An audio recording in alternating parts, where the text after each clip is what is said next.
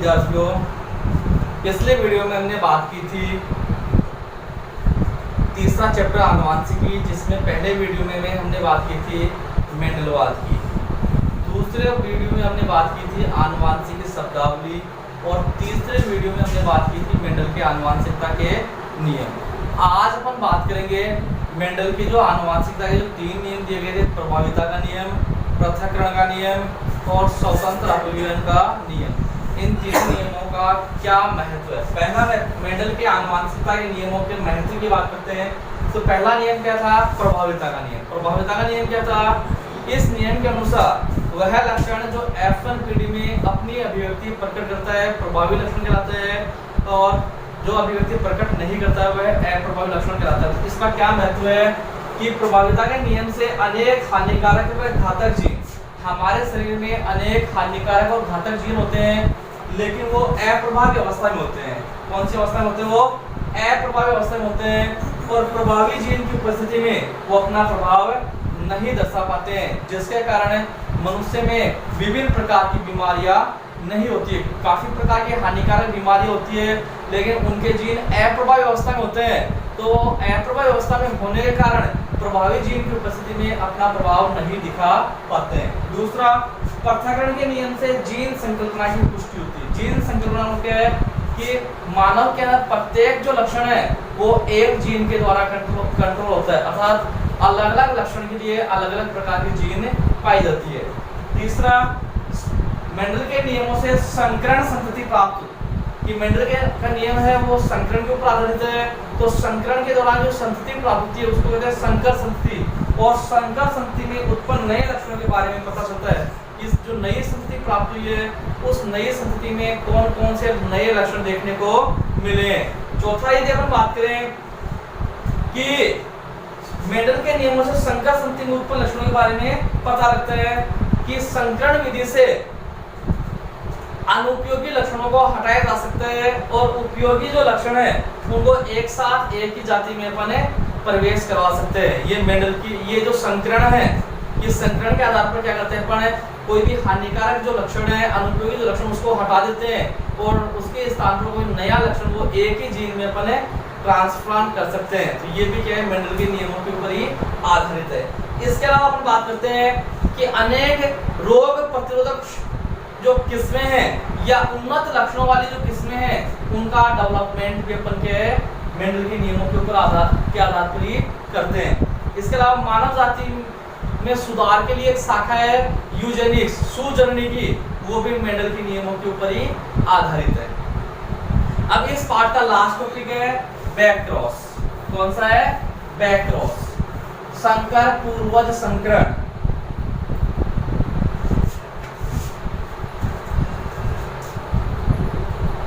Important है exam की दृष्टि से, संकर पूर्वज संकरण, इंग्लिश में कहते हैं बैक क्रॉस।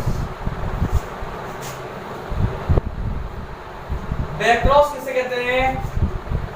जब F1 पीढ़ी के पादप का संकरण, जब F1 पीढ़ी के पादप का संकरण प्रभावी या अप्रभावी दोनों जनकों में से किसी एक के साथ करवाया जाता है। जब F1 पीढ़ी के पादप का संकरण प्रभावी या अप्रभावी दोनों जनकों में से किसी एक के साथ करवाते हैं तो उसको क्या कहते हैं अपन?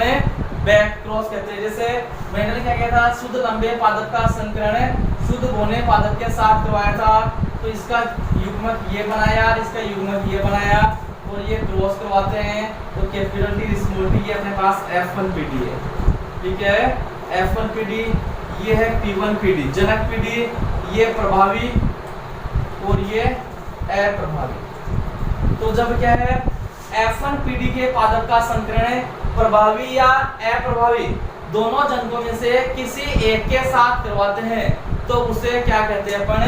बैक क्रॉस कहते हैं। जब F1 पीढ़ी के पादप का संकरण प्रभावी या अप्रभावी दोनों जनकों में से किसी एक के साथ करवाया जाता है तो उसे क्या कहते हैं? बैक क्रॉस कहते हैं। तो इसके 2 प्रकार है। इसके कितने प्रकार है?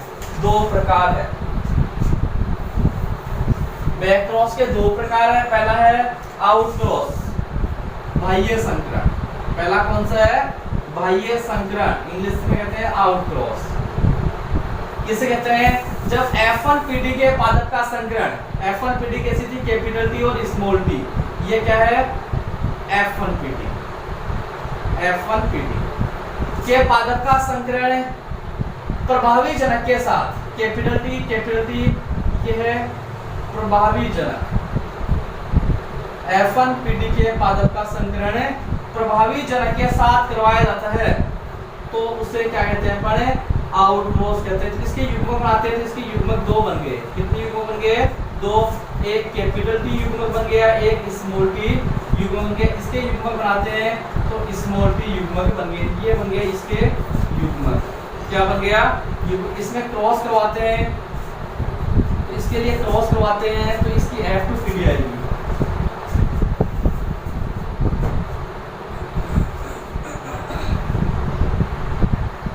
यहाँ कैपिटल टी स्मॉल टी, इसका क्रॉस इसके साथ, कैपिटल टी इसका क्रॉस इसके साथ, small capital T small T, ये F2PD आ गई। क्या आ गई? F2PD। इसका लक्षण स्वरूप देखें, लक्षण स्वरूप तो ये भी लंबा है, ये भी लंबा है तो 100% लंबे पादप। और जीन प्ररूप देखिए, इसका जीन प्ररूप की बात करें तो 1:1, कैपिटल टी एक बार है, कैपिटल टी स्मॉल टी एक बार है। तो किसे कहते हैं? आउटक्रॉस। जब F1PD के पादप का संकरण प्रभावी जनक के साथ करवाते हैं तो इस प्रकार प्राप्त जो F2PD है उसका लक्षण रूप 100% लंबे होगा और जीन का रूप 1:1, एक पादप समयुग्मजी लंबा होगा और एक पादप विषमयुग्मजी लंबा होगा। ये कहलाता है, क्या कहलाता है? आउटक्रॉस। दूसरा प्रकार की बात करते हैं टेस्ट क्रॉस। इसी का दूसरा प्रकार है टेस्ट क्रॉस, परीक्षण संकरण। टेस्ट क्रॉस हिंदी में कहते हैं परीक्षण संकरण। जब F1PD के पादप का संकरण, F1PD capital T small T, ये है F1PD। जब F1PD के पादप का संकरण अप्रभावी जनक के साथ करवाते हैं, ये है अप्रभावी जनक। जब F1PD के पादप का संकरण अप्रभावी जनक के साथ करवाते हैं तो इसकी युग्मक बनाते हैं तो कैपिटल टी युग्मक बन गया, स्मॉल टी युग्मक बन गया। इसका युग्मक बनाते हैं तो स्मॉल टी युग्मक बन गया। ये क्या है? इसका युग्मक है। इनका क्रॉस करवाते हैं, संकरण करवाते हैं।